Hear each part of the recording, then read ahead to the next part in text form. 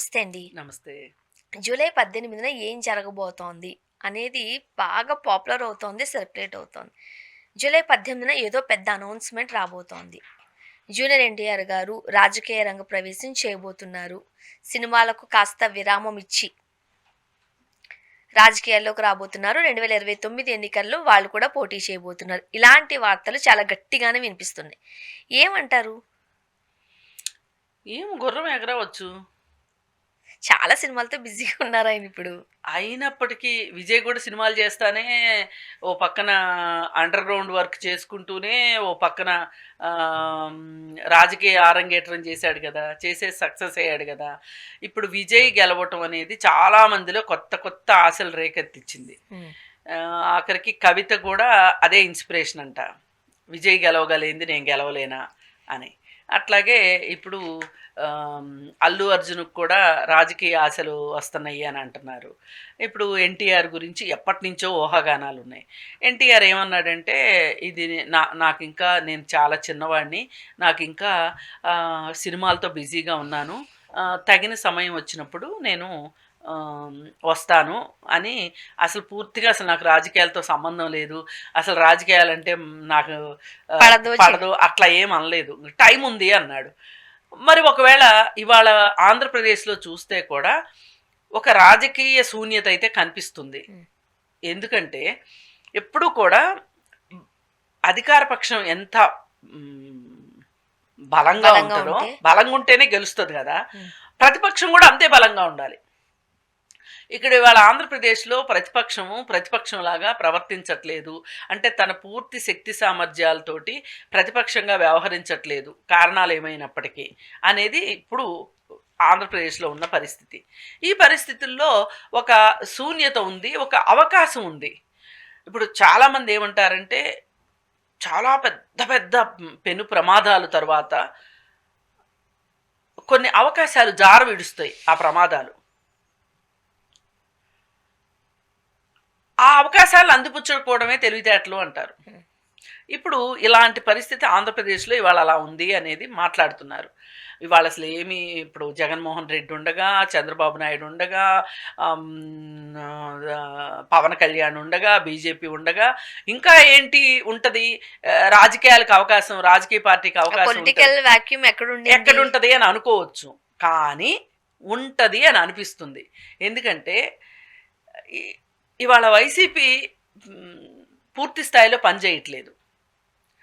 ఇలాంటప్పుడు పోనీ అందులో ఉన్న అందులో ఉన్న వాళ్ళందరూ పాత కాంగ్రెస్ వాళ్ళే కదా, వాళ్ళన్నా ఏమైనా యాక్టివ్ అవుతున్నారా అంటే వాళ్ళు యాక్టివ్ కావట్లా.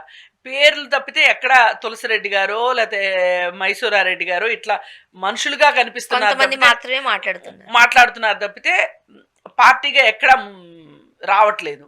మరి ఎంతసేపు అధికార పక్షమే ఉంటే ఎట్లా, ప్రతిపక్షం పరిస్థితి ఏంటి అనే పరిస్థితుల్లో షర్మిల గారు ఉన్నప్పటికీ కూడా వాళ్ళ అన్నగారిని చేయడానికి తప్పితే సొంత ఎజెండాతో వచ్చింది, కానీ రాష్ట్రం కోసం ఆవిడ రాలేదు, కాంగ్రెస్ పార్టీ కోసం అసలే రాలేదు. ఆవిడ ఏంటంటే నా పొలిటికల్ పవర్ తోటి వాళ్ళ అన్నని భయపెట్టి అన్న దగ్గర నుంచి వాటాలు తీసుకుందాం అని చెప్పి ఆస్తి కోసం చేసిన పోరాటం తప్పితే అది అస్తిత్వ పోరాటం అయితే కాదు. సరే, ఏది ఏమైనా ఆవిడ ఫెయిల్యూర్ అనేది అర్థమైపోయింది. సరే, ఇప్పుడు ఈ పరిస్థితుల్లో జూనియర్ ఎన్టీఆర్ వస్తే ఎలా ఉంటది అనేది ఒక ప్రశ్న. కానీ ఇప్పుడు వాళ్ళ తాతగారు పార్టీ అది, ఓకే, ఆ పార్టీలోనే ఎందుకు ఉండాలండి? ఆ పార్టీ అప్పుడు అలా అలా పక్కన ఇంకొక పార్టీ పెట్టారు అంటే తెలుగుదేశానికి ఇబ్బందికరమైన పరిస్థితులే కదా. అందుకే కదా పెట్టాలనుకునేది. ఇప్పుడు తాతగారి పార్టీ తాతగారి ఆశయాలకు అనుగుణంగా లేదు కదా.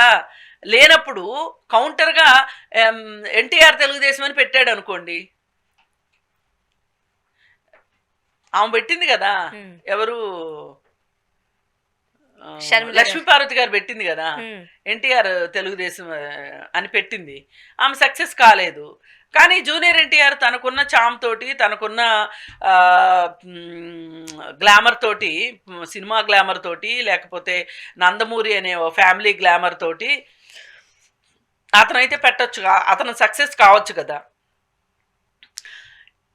ఇప్పుడు నుంచి మొదలెడితే ఇవాళ 26 సగంలో ఉన్నాం. ఇప్పటి నుంచి మీరందరూ కొంచెం సమాయత్తం అవ్వండి. మన టైం వస్తుంది అని చెప్పి జూనియర్ ఎన్టీఆర్ సంకేతాలు పంపాడు అంటున్నారు. అయితే ఇప్పటి నుంచి ప్రయత్నం చేసుకుంటూ వెళ్తే 2029 నాటికి అతను ఒక గ్రౌండ్ ప్రిపేర్ చేసుకోగలుగుతారు. ఇప్పటి నుంచి గ్రౌండ్ ప్రిపేర్ చేసుకుంటే అప్పుడు ఒక అంటే అధికారంలోకి వచ్చేస్తాడా అని కాదు, కానీ అతనికి సరిపడ ఒక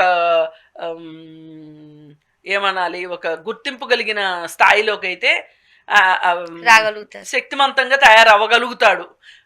ఎందుకంటే ఎన్టీఆర్ దగ్గర ఆ మాదిరి ప్రజల్ని ఉత్తేజంలోకి తీసుకొచ్చే వాగ్దాటి ఉంది, ఆ పర్సనాలిటీ ఉంది, అలాగే ఎంతో కొంత ఎన్టీఆర్లో ఉంటాడు.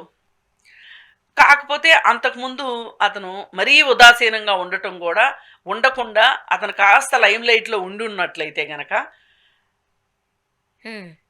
అసలు లోకేష్ ఇంత షైన్ అయ్యే లోపే గనక అతను తెలుగుదేశంలో ఉండుంటే లోకేష్కి అసలు ఇంత వచ్చేది కూడా కాదు. అందుకోసమే కదా అప్పట్లోనే పక్కన పెట్టేశారు. అప్పట్లోనే కాబోయే సీఎం అంటూ నినాదాలు వచ్చాయి 2009లో ప్రచారంలో పాల్గొన్నప్పుడు అని అన్నారు. అవును. సో భవిష్యత్తుని దృష్టిలో పెట్టి ఎప్పుడు విజన్ గా ఉంటారు, విజనరీగా ఉంటారు చంద్రబాబు నాయుడు గారు. అందుకని అప్పట్లోనే పక్కన పెట్టేశారన్న వ్యాఖ్యలు విన్నాము. అయితే అసలు అప్పట్లో లొకేషన్ తీసుకొద్దామని అనుకున్నారో లేదో. నిజంగా అండి ఒక మంచి కాంబినేషన్ అయ్యేది.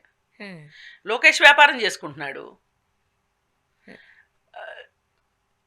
చంద్రబాబు నాయుడు గారు పార్టీని నిలబెట్టిన వ్యక్తిగా. ఇప్పుడు ప్రస్తుతం తరానికి జూనియర్ ఎన్టీఆర్ ప్రస్తుతం ప్రతినిధిగా అలా ఉండుంటే గనక తెలుగుదేశానికి బాగుండుండేది. కానీ ఎవరికి వాళ్ళకి వాళ్ళ స్వార్థం కదా, మా పిల్లలకి ఏమైపోద్దో, మా పిల్లలకి ఏం నష్టమో అనే ఉద్దేశంతో జూనియర్ ఎన్టీఆర్ని రాకపోయింది. అసలు జూనియర్ ఎన్టీఆర్ కూడా ఒక రకంగా అంత ధైర్యంగా కూడా లేడేమో అనిపిస్తుంది ఆ టైంలో.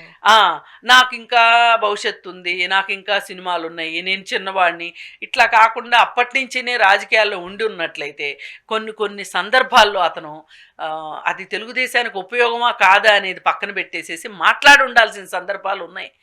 ఏది ఎన్టీఆర్ యూనివర్సిటీ పేరు మార్చినప్పుడు అట్లాంటి సందర్భాల్లో అతను మాట్లాడి ఉండాల్సింది. మాట్లాడితే అతనికి ఒక గ్రౌండ్ ఉండేది. అంటే మాట్లాడారు కానీ అప్పట్లో చాలా విమర్శలు వచ్చాయి కానీ న్యూట్రల్ గా మాట్లాడారు. అదే న్యూట్రల్ గా కాదు, నేనే ఎన్నోసార్లు వ్యతిరేకించాను జూనియర్ ఎన్టీఆర్ని. ఆ గోడ మీద పిల్లలా మాట్లాడితే ఎట్లా కుదురుతుంది? నువ్వు నీ స్టాండ్ నువ్వు చూపించాలి. నీ తాత అక్కడ, నీ తాత పేరు అక్కడ, నీ తాతనే కాదు అసలు ఎన్టీఆర్ లాంటి మహానుభావుడి పేరు తీసేస్తే ఎట్లా ఒప్పుకుంటారు ఎవరైనా సరే అని చెప్పి అలాంటప్పుడు నిలబడి ఉండాల్సింది. నిలబడకపోగా జరిగిన డ్యామేజ్ ఏంటి అంటే, ఈయన ఫ్రెండ్స్ అని చెప్పబడే కొడాలి నాని కావచ్చు, వల్లభనేని వంశీ కావచ్చు, వాళ్ళు వైఎస్ఆర్ పార్టీలోకి వెళ్ళటము, ఈయన సొంత పిల్లనిచ్చిన మామ వైఎస్ఆర్ పార్టీలోకి వెళ్ళి చంద్రబాబు నాయుడు గారిని వీళ్ళని విపరీతంగా తిట్టటము, అదొక ఏమంటారు, ఒక పద్ధతి పాడు లేని వ్యవహారం నడిచింది. అవి చేయకుండా ఉండున్నట్లయితే కనుక జూనియర్ ఎన్టీఆర్కి ఇంకా పబ్లిక్ ఫాలోయింగ్ ఉండుండేది. కానీ ఇప్పటికైనా సరే అతని దగ్గర ఒక చాము ఉంది, ఎవ్వరు ఒప్పుకున్నా ఒప్పుకోకపోయినా అతను అది నమ్మాలి. అతను అది నమ్మి వస్తే గనక ఎప్పుడైనా సరే అండి, సరి అయిన ప్రతిపక్షం ఉంటేనే అధికార పక్షానికి భయం ఉంటుంది. ఇవాళ ఆంధ్రప్రదేశ్లో కూటమి ప్రభుత్వము చేస్తున్న వ్యవహారాలు ఏవైతే ఉన్నాయో అవి సరి అయిన ప్రతిపక్షం ఉంది అంటే గనక ఇంత విచ్చలవిడిగా అయితే వాళ్ళు ఇష్టారీతిన ఉపా కేసులు, చిన్న చిన్న వాటికి ఉపా కేసులు పెట్టడం అవి ఉండవు. చూద్దాం, ఇంకొక 4-5 రోజుల టైం ఉంది కాబట్టి 18th ఏం బయటపడుతుంది, ఏం జరగబోతుందో చూద్దాం. థ్యాంక్ యూ అండి. Thank you.